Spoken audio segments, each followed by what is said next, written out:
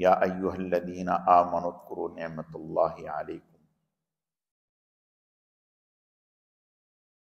اذ جاءوکم من فوقکم ومن اسفل منکم واذ زاغت الابصار وبلغت القلوب الحناجر وتظنون باللہ الظنون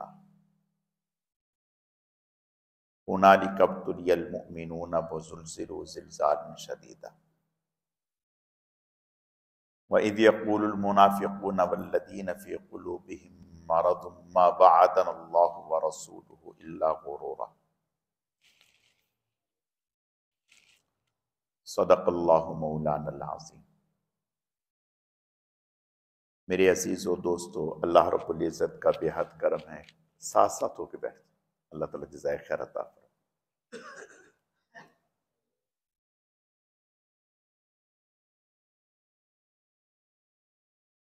جو آیت کریمہ پڑھی گئی ہیں اللہ پاک انہیں اپنی بارگاہ میں قبول فرمائے۔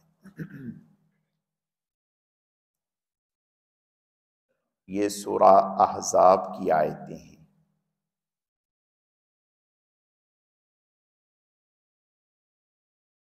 احزاب حزب کی جمع ہے۔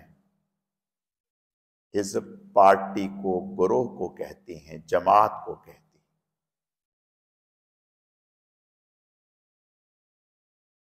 سن 5 ہجری میں عرب کے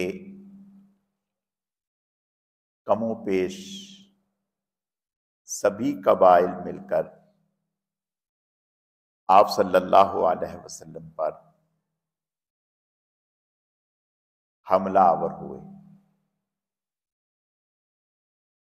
ان قبائل کی تعداد 12,000 تھی،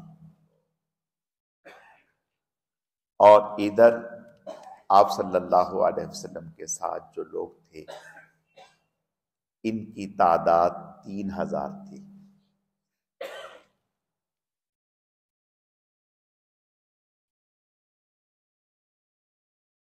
اور زمانہ سردی کا تھا۔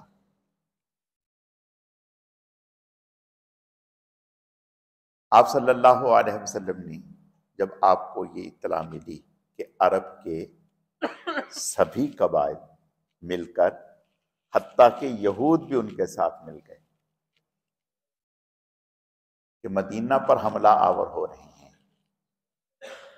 آپ صلی اللہ علیہ وسلم نے صحابہ کرام سے مشورہ کیا کہ ہمیں اس موقع پر کیا کرنا چاہیے، یعنی جنگ ہمیں کیسے کرنی چاہیے، اپنا دفاع کیسے کرنا چاہیے۔ تو مشورہ یہ ہوا، اس میں ابھی نئے نئے اسلام لائے تھے حضرت سلمان فارسی رضی اللہ تعالی، تو انہوں نے مشورہ دیا کہ ہمارے ہاں جب کبھی ایسے حالات ہوں تو ہم ایک طریقہ یہ کرتے ہیں کہ دشمن اور اپنے درمیان خندق کھود دیتے ہیں، گہری بھی ہوتی ہے، چوڑی بھی ہوتی ہے، کہ دشمن اس خندق کو کراس نہ کر سکے۔ آپ صلی اللہ علیہ وسلم نے، صحابہ کرام نے اس تجویز کو پسند فرمایا۔ 3.5 میل لمبی خندق کھودی گئی۔ کتنی؟ 3.5 میل لمبی خندق کھودی گئی 6 دن کے اندر۔ اور مشینری وہ نہیں تھی جو آج کے زمانے میں، اور جگہ وہ تھی جو اتنی سخت ہے، پتھر ہیں۔ 10 لوگوں کے حصے میں 10 کی جماعت بنائی تھی، 10 کے حصے میں 40 گز جگہ آئی تھی کہ 10 لوگوں نے 40 گز جگہ کھودنی ہے۔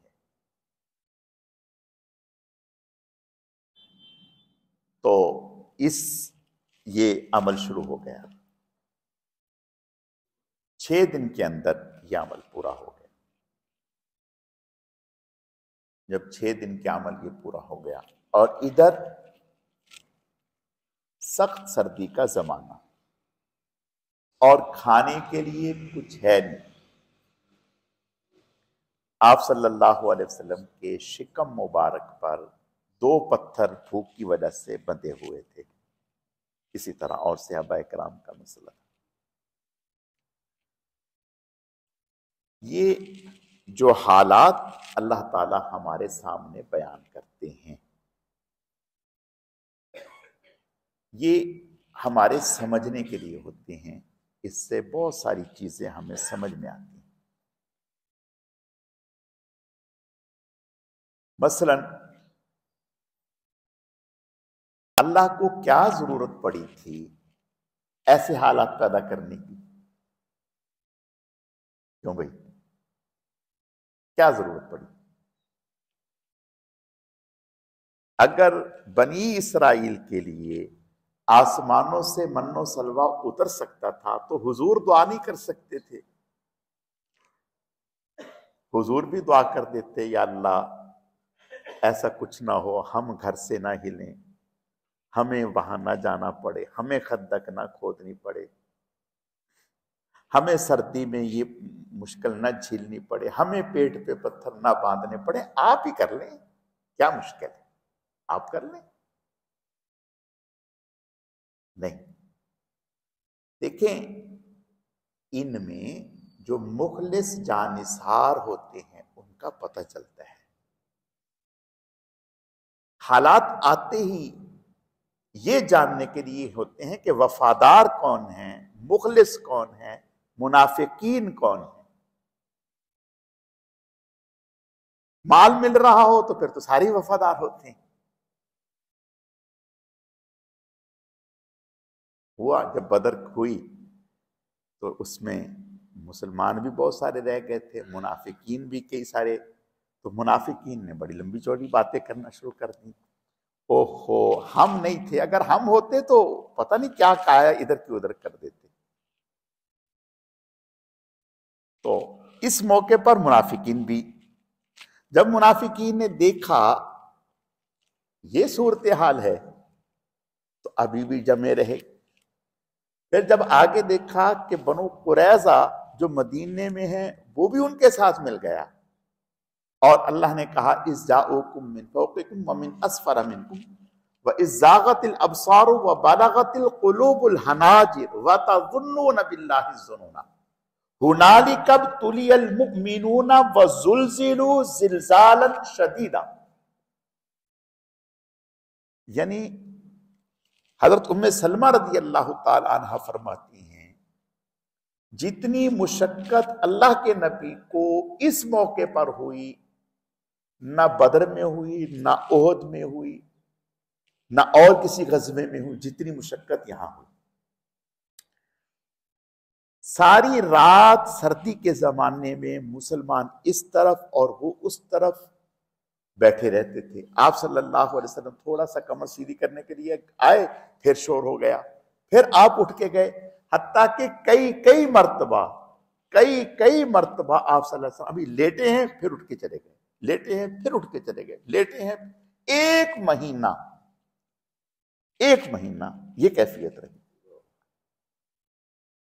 ایک مہینہ یہ کیفیت رہی۔ اور ادھر کھانے کے لیے مسئلہ۔ اللہ نے جب قرآن میں ذکر کیا تو فرمایا اس وقت کو یاد کرو جب دشمن تمہارے اوپر سے بھی تھا اور تمہارے نیچے سے بھی تھا۔ یعنی شہر میں بنو قریظہ یہود، وہ چلو بھئی خندق کھود لی، باہر سے دشمن نہیں آئے گا، لیکن اندر جو بیٹھے ہیں یہودی ان کو کیا کرو گے؟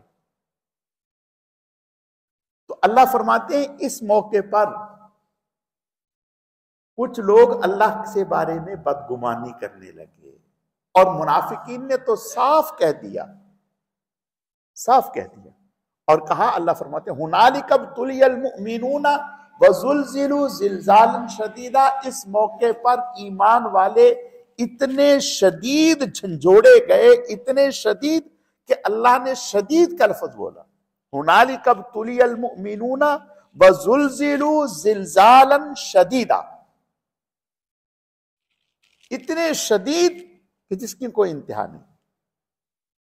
اور وَإِذْ يَقُولُ الْمُنَافِقُونَ، فی قلوبہم مرض ما وعدنا اللہ ورسولہ الا غرورا، منافقین کہنے لگے کہ کوئی اللہ کا وعدہ نہیں ہے، اس کے رسول کا کوئی وعدہ نہیں ہے، یہ تو دھوکہ ہے، ہمیں تو مروانے کی چال ہے یہ۔ اور اللہ کے نبی سے کیا کہا؟ ہمارے گھر کھلے ہیں، پیچھے کوئی ہے نہیں، ہمیں اجازت دے دیں، ہم تو نکلیں یہاں سے، ہمیں اجازت دیں، ہم نکلیں یہاں سے۔ اور آپ صلی اللہ علیہ وسلم کا ظرف دیکھیں، حوصلہ، ٹھیک ہے جائیں، کوئی بات نہیں، جائیں۔ اور وہ اجازت لے کے جا رہے ہیں اور خوش ہو رہے ہیں۔ اللہ نے پول کھول دیے، فرمایا کوئی خطرات نہیں، کوئی کچھ نہیں، یہ موت سے بھاگ رہے ہیں، موت سے ڈر رہے ہیں۔ اور ان سے من ذا الذی یعصمکم من اللہ ان اراد بکم سوءا او اراد بکم ولا یجدون لهم من دون اللہ ولیا ولا نصیرا، کون اللہ کے علاوہ ان کو بچا سکتا ہے؟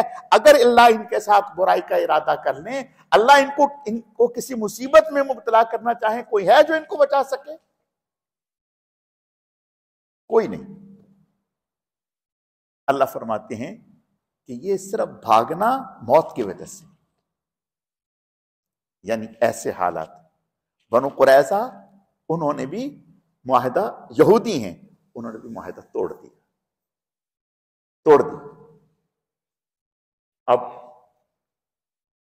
آپ صلی اللہ علیہ وسلم نے قبیلہ غطفان، یہ عرب کا جنگجو مشہور قبیلہ تھا، آپ نے ان کے 2 بڑے سرداروں کو بلایا، اور یہ جو قبیلہ غطفان تھا، انہیں یہودی لالچ دے کر کے لائے تھے کہ ہم خیبر کا اتنا مال سالانہ آپ کو دیا کریں گے، آپ نکلیں حضور صلی اللہ علیہ وسلم کا الیاذ باللہ کلا کما کرنے کے لیے۔ آپ صلی اللہ علیہ وسلم نے جب دیکھا کہ بھئی صحابہ کرام شدید تکلیف میں ہیں، پریشانی میں ہیں، 1 دن نہیں، 2 دن نہیں، حتیٰ کہ ایک دن ایسا ہوا کہ 4 نمازیں، ظہر، عصر، مغرب، عشاء، 4 نمازیں قضا ہو گئیں، اتنی بھی مہلت نہیں مل سکی کہ آپ صلی اللہ علیہ وسلم چند ایک صحابہ کو ساتھ لے کے جماعت کرا سکے، نہیں، اتنی بھی مہلت نہیں، مستقل۔ اور اس دن کافروں نے بھی یہ طے کر لیا تھا کہ آج کچھ نہ کچھ کرنا ہے، اور شدت کے ساتھ تیر اندازی ہو رہی تھی، آپ کو موقع نہیں مل سکا، 4 نمازیں قضا ہو گئی۔ اور آپ اس موقع پر آپ صلی اللہ علیہ وسلم نے دعا فرمائی، اللہ ان کافروں کے گھروں کو اور ان کی قبروں کو آگ سے بھر دے جنہوں نے ہمیں 4 نمازوں سے مشغول رکھا۔ جب آپ نے یہ دیکھا کہ صحابہ کرام 1 دن نہیں، 2 دن نہیں، مستقل بھوک، پیاس، شدت، تکلیف، سردی، اور 1 مہینہ ہو گیا، مہینہ ہونے کو ہے، پڑے ہوئے ہیں، تو آپ نے صحابہ کرام کی اس پریشانی کو دیکھ کر قبیلہ غطفان کے 2 سرداروں کو بلایا، عیینہ بن حسن، ابو الحارث بن عمر، ان 2 کو بلایا، اور ان سے فرمایا کہ ہم مدینہ کی 1/3 کھجوریں آپ کو دیا کریں گے، مدینہ کی آمدن میں سے 1/3 آمدن آپ کو دیں گے۔ آپ چونکہ وہ لالچی آدمی تھے، یہ ایک جنگی حکمت عملی تھی کہ آپ اپنے قبیلے کو لے کے واپس لوٹ جائیں، جب آپ واپس لوٹیں گے تو ایک افراتفری پھیلے گی، تو یہ بات چل گئی، وہ تیار ہو گئے، آ گئے حضور کے پاس، معاہدہ لکھ لیا گیا، دستخط ہونے باقی تھے۔ آپ صلی اللہ علیہ وسلم نے اوس اور خزرج، یہ مدینہ کے 2 بڑے قبیلے تھے، انصار تھے، اوس اور خزرج، ان دونوں کے سردار تھے، ایک کے سردار تھے سعد بن عبادہ، اور ایک کے سردار تھے سعد بن معاذ رضی اللہ تعالیٰ، یہ بڑے سردار کہلاتے تھے۔ ان کو بلا لیا، ان کو سعدین کہتے، 2 سعد۔ آپ نے بلا کر کے مشورہ کیا، فرمایا کہ یہ میرا پروگرام ہو رہا ہے تو آپ کی کیا رائے ہے؟ یہ دونوں حضرات فرمانے لگے یا رسول اللہ، اللہ کا حکم ہے تو سر تسلیم خام، اگر اللہ کا حکم ہے ایسا کرنے کا تو ٹھیک ہے، کوئی بات نہیں، اور اگر آپ کی رائے ہے اور ہماری وجہ سے ہے کہ ہم اذیت میں ہیں، تکلیف میں ہیں، پریشانی میں ہیں، ہماری خیر خواہی کے پیش نظر ہے، تو یا رسول اللہ ہم تو جب اللہ کو نہیں مانتے تھے، بتوں کے سامنے جھکتے تھے، اس وقت ان کو اتنی جرت نہیں ہوئی کہ ایک کھجور یہاں سے لے سکیں، ایک کھجور یہاں سے لے سکیں، الا یہ کہ کوئی ہمارے مہمان بن جائیں تو مہمان نوازی کے طور پر کھلا دیں، خرید لیں، اور ویسے اس طرح سے دھون دھاندلی اور بدماشی سے، اور آج تو ہم اللہ کی عبادت کرنے والے ہیں، اللہ کو پہچان گئے، اللہ نے آپ جیسی دولت دے دی ہمیں، ہم ان کو تلوار دیں گے، کھجور نہیں دیں گے، ہم ان کو تلوار دیں گے، ہمارا ان کا فیصلہ تلوار کرے گی، کھجور نہیں دیں گے ہم انہیں یا رسول اللہ، آپ ہماری طرف سے آپ صلی اللہ علیہ وسلم نے ارشاد فرمایا کہ میری اپنی کوئی رائے نہیں تھی، یہ تو آپ لوگوں کی وجہ سے میں نے کہا یا رسول اللہ چھوڑ دیں، اور حضرت عبادہ، سعد بن عبادہ اور سعد بن معاذ تحریر لی، تھوکا، پھاڑ دیا، کہا جاؤ بھاگو یہاں سے، چلو اب دیکھیں ہمارا تمہارا فیصلہ تلوار کرے گی، اٹھا دیا ان کو، چلے گئے وہ، اور وہ جب انہوں نے یہ دیکھا، ان مشرکوں نے، کافروں نے جب یہ دیکھا تو ان کے دل میں خوف پیدا ہوا کہ اتنی شدت ان لوگوں میں، اتنی سختی، اور ادھر نعیم ابن مسعود رضی اللہ تعالی جو قبیلہ غطفان سے تعلق رکھتے تھے، ذہین آدمی تھے، باصلاحیت تھے، دانا تھے، حضور کے پاس آئے، آ کر کے فرمانے لگے یا رسول اللہ کلمہ پڑھا دیجئے، میں مسلمان ہو رہا ہوں۔ آپ نے مسلمان کیا، کہا کہ میرے لائق کوئی کام، میرے لائق کوئی کام، آپ نے فرمایا دیکھو تمہارے ایک کے آنے سے تو کوئی فرق نہیں پڑے گا، ہم تمہارے بغیر تو یہاں کام چلا لیں گے، اگر وہاں رہ کر کچھ کر سکو تو کرو۔ انہوں نے کہا یا رسول اللہ پھر اجازت دے دیں اتنی کہ میں اگر کوئی ایسی بات کہوں تو میری پکڑ تو نہیں ہوگی؟ آپ نے فرمایا نہیں۔ یہ بنو قریظہ کے پاس گئے، اور بنو قریظہ کے پاس اس سے پہلے حوی بن اخطب، یہ یہودیوں کا سردار تھا، یہ گیا بنو قریظہ کے پاس، جا کر کے وہ جب انہوں نے دیکھا کہ یہ آ رہا ہے بڑا سردار ہے یہود کا، تو انہوں نے دروازے بند کر لیے۔ اس نے کہا دروازے کھولو، انہوں نے کہا نہیں کھولیں گے، ایسے کہا دروازے کھولو، انہوں نے کہا کہ ہم نے محمد صلی اللہ علیہ وسلم سے صلح کر لی، آج تک ہم نے ان سے بد عہدی نہیں پائی اور ہمیں ان سے کوئی شکایت بھی نہیں ہے، ہم نہیں دروازے کھولیں گے اور ہم صلح نہیں توڑیں گے۔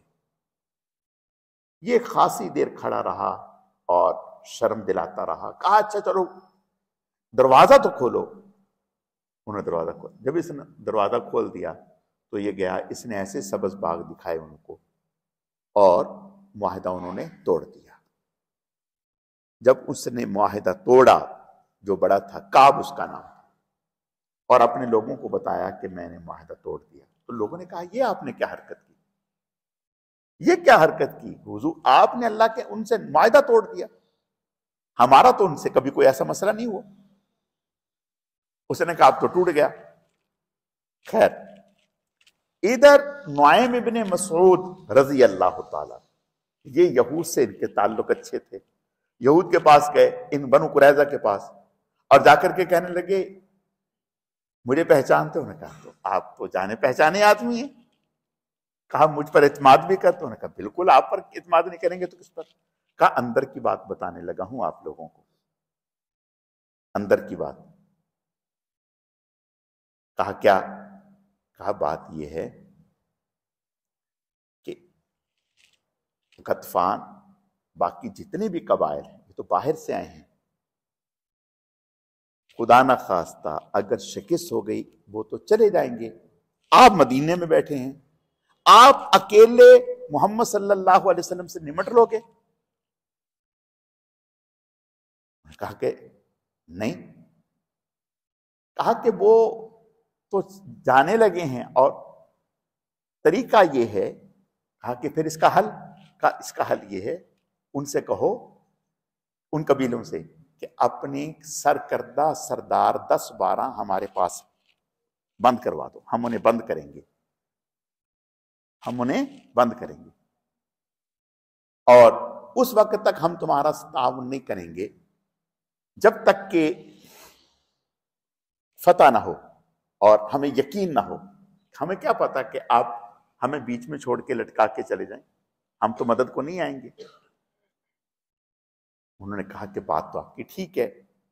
اب یہ غطفان کے پاس اور یہودیوں کے قبیلے کے پاس آئے، کہنے لگے کہ آپ کو ایک بات اندر کی بتاتا ہوں لیکن میرا نام مت لیجیے گا۔ کہا کہ جی بالکل بھی نہیں، بتائیں۔ کہا کہ بنو قریظہ نے معاہدہ تو توڑ دیا اللہ کے نبی سے، لیکن وہ پچھتا رہے ہیں کہ یہ بڑی غلطی ہوگی ہم سے۔ کہا اچھا؟ کہا ہاں وہ بہت پچھتا رہے ہیں۔ کہا پھر اب اگلا کیا؟ کہا اگلا مرحلہ یہ ہے کہ وہ یہ چاہتے ہیں کہ تمہارے 10-12 جو بڑے سردار ہیں وہ لے کر محمد صلی اللہ علیہ وسلم کے حوالے کر دیں، وہ ان کو قتل کر دیں۔ اس طرح سے وہ اپنی خفت مٹانا چاہتے ہیں، ان کی نظر میں اپنا اعتماد بحال کرانا چاہتے ہیں۔ اور ابھی آپ تجربہ کرنا چاہیں تو آپ بنو قریظہ سے کہیں کہ دیکھو بھائی، آپ ہماری مدد کو، معاہدہ تو آپ نے ہم سے کر لیا، مدد کو نہیں آ رہے، آپ مدد کو آئیں، ابھی پتہ چل جائے گا، لیکن میرا نام نہیں بتانا۔ ان کا ٹھیک ہے۔ وہ گئے، جا کے بنو قریظہ سے کہا کہ انہوں نے کہا کہ ایسے نہیں آئیں گے، پہلے 10-12 سردار ہمارے پاس رکھو۔ انہوں نے کہا کہ بات تو اس کی ٹھیک تھی، نئے ابن مسعود کی۔ اب اس طرح سے آپس میں ان میں پھوٹ پڑ گئی۔ اور ادھر آپ صلی اللہ علیہ وسلم نے جب دیکھا معاہدہ لمبا ہو گیا اور یہ جنگ لمبی ہو گئی، 3 دن آپ صلی اللہ علیہ وسلم، پیر، منگل، بدھ، 3 دن آپ صلی اللہ علیہ وسلم لگاتار دعا کرتے رہے۔ بدھ والے دن آپ کی دعا قبول ہوئی۔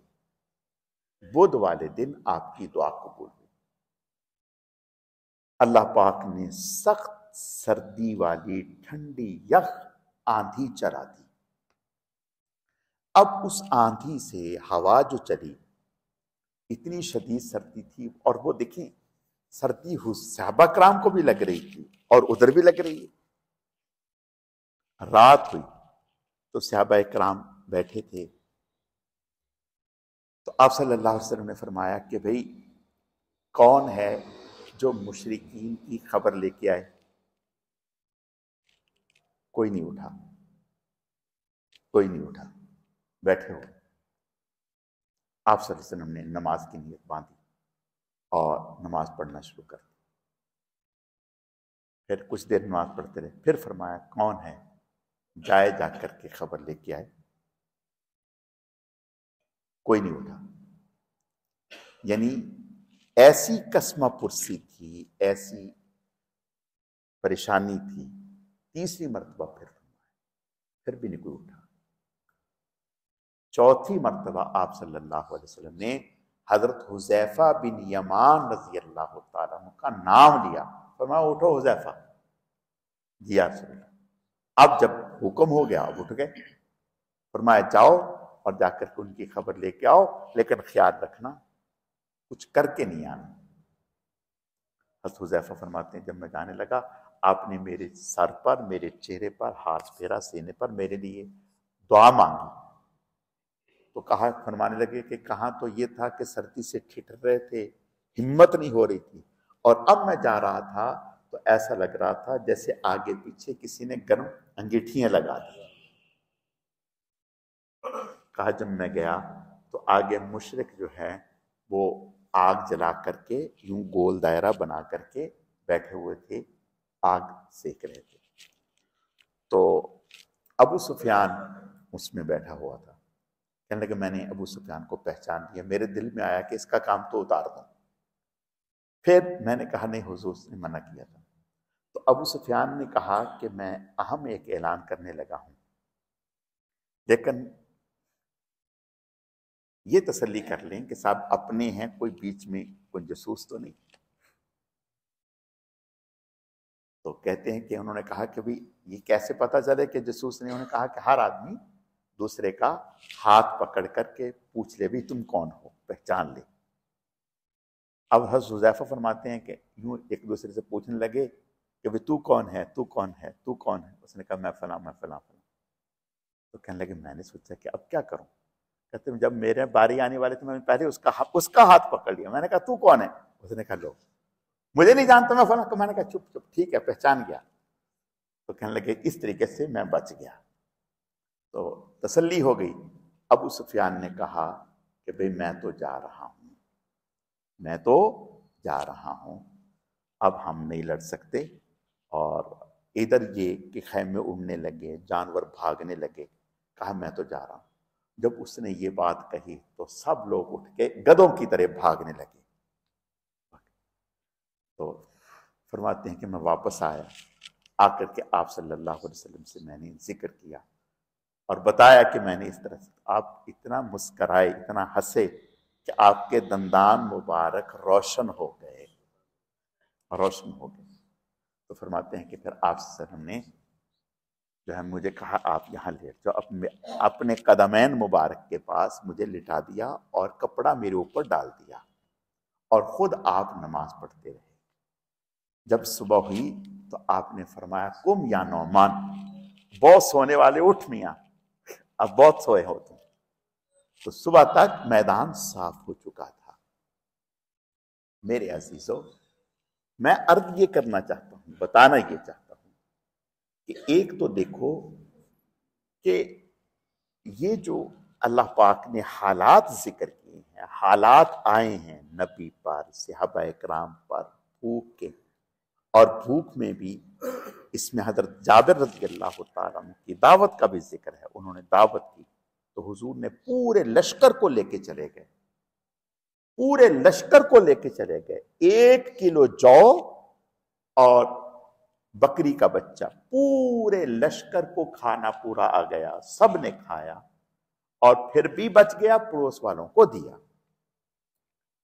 میرے کہنے کا مقصد یہ ہے کہ دیکھیں یہ جو حالات ہیں, اللہ کے نبی پر جو حالات آتے ہیں, تو اللہ فرماتے ہیں کہ یہ حالات ہم اس لیے بھیجتے ہیں تاکہ مخلصین کا پتہ چلے, مخلصین کا پتہ چلے. اور جب حضور صلی اللہ علیہ وسلم کو خبر ملی تھی کہ عرب کے قبائل اتنی تعداد میں حملہ آور ہو رہے ہیں, تو آپ کی زبان پر جو پہلا کلمہ آیا تھا سن کر وہ یہ آیا تھا حسبنا اللہ و نعم الوکیل, ہمیں اللہ کافی ہے اور وہ بہترین کارساز ہے. تو عرض کرنے کا مقصد یہ ہے میرے بھائیوں, جہاد اور قتال بہت اونچا عمل ہے, بہت اونچا عمل ہے. یعنی اس سے اونچا عمل کیا ہوگا کہ آپ صلی اللہ علیہ وسلم نے ارشاد فرمایا اگر کوئی آدمی اتنی دیر قتال میں لگا, اتنی دیر, جتنی دیر میں آدمی نے دودھ نکالا, اونٹنی جو جانور ہے اونٹنی, اس کی عادت ہوتی ہے کہ اس کے بچے کو دودھ یہ تھنوں میں اتارتی ہے. لوگ کیا کرتے تھے کہ بچے کو لاتے تھے اور بچے کو چھوڑ دیتے تھے, بچہ دودھ پینے لگتا تو یہ دودھ اتار لیتی. تو وہ جو مالک ہے وہ چلاک ہے, اس نے فوراً اس کو ہٹایا اور پھر دودھ دھونا شروع کر دیا. اس نے پھر اوپر چڑھا لیا, پھر اس نے بچے کو چھوڑ دیا. یہ سلسلہ رہتا ہے. تو جتنی دیر یہ دودھ پیتا ہے اور چھڑواتے ہیں, آپ نے فرمایا اتنی دیر اگر کوئی آدمی جہاد میں لگاتا ہے اللہ تعالیٰ اس پر جنت کو واجب فرما دیتے ہیں, جنت کو واجب فرما دیتے ہیں. آپ نے ارشاد فرمایا من اغبرت قدماہ فی سبیل اللہ حرمہ اللہ علی النار, جس نے اپنے غبار آلود، یعنی جس کے قدم غبار آلود ہو گئے اس قتال میں، تو فرمایا اللہ اس پر جہنم کے دھوئیں کو، آگ کو حرام کر دیتے۔ دیکھیں آپ صلی اللہ علیہ وسلم کا یہ ارشاد ہے کہ آپ جب بدر کے لیے نکلے، تبوک کے لیے نکلے، آپ نے ارشاد فرمایا کہ کچھ لوگ ایسے ہیں جو مدینہ میں ہیں، آئے نہیں، لیکن ہر گھاٹی جو آپ نے گزرے، ہر لمحے پہ وہ اجر و ثواب میں تمہارے ساتھ تھے، وہ اجر و ثواب میں تمہارے ساتھ تھے، حتیٰ کہ آپ صلی اللہ علیہ وسلم نے غنیمت میں بھی انہیں ساتھ شریک کیا۔ ان میں حضرت عثمان رضی اللہ عنہ، یہ وہ تھے جنہیں حضور صلی اللہ علیہ وسلم نے پیچھے روکا تھا کہ آپ پیچھے رہیں، آپ کے ذمہ یہ کام ہے، آپ کے ذمہ یہ کام۔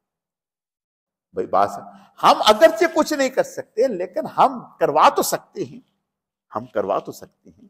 تو یہ تو اس میں تو کوئی شک نہیں ہے کہ الحمدللہ جتنا بھی مجمع یہاں بیٹھا ہے وہ سب محبت کرنے والے ہیں، سب دعائیں کرنے والے ہیں، لیکن میری درخواست یہ ہے کہ ہم کوشش کر کے دیکھو، کہنے سے کیا ہوگا، کہنے سے کیا ہوگا، اگر ہمارے کہنے سے 2-4 لوگ متوجہ ہو جائیں گے تو ہمارے لیے ذریعہ نجات ہوگا۔ اللہ تعالیٰ سمجھنے کی، عمل کرنے کی توفیق عطا فرمائے۔